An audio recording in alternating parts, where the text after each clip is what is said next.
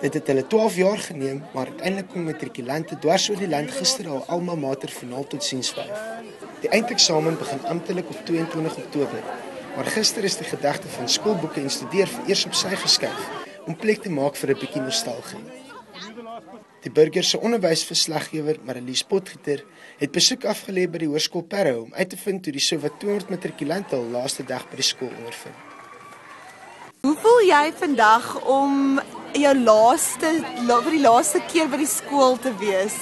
Het is baie hartseer en ek is senuweeagtig, maar ek is ook bly, maar ek gaan die skool baie glo. Ek voel baie hartseer. Dit is my laaste dag met al my vriende en sommige van ons gaan skei van mekaar af. Ons het almal vir hierdie dag gewag, maar as ons nou dink dan is dit eintlik hartseer, maar ons is opgewonde vir die lewe wat ons nou gaan aangaan. Hoe voel u om vandag hier by die laaste skooldag van die kind te wees? Jong, ek is baie proud van hulle. Dit was lang 16 jaar. Maar ek is baie gelukkig. Wat is jou gunsteling herinnering van hoërskool? Om in die klas te eet. Ja, in die klas te eet en by die onderwys te praat. Ja, my eerste dag in graad 8 was baie senuweeagtig. Daai oomblik toe hulle my hoofmeisie gekies het. My vriende.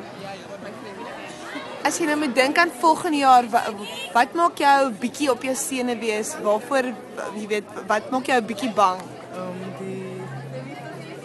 Wat my bang maak is dat volgende jaar gaan ons iets doen wat ons nog nooit gedoen het. So die verwagting is, maar ons weet nie wat om te verwag nie.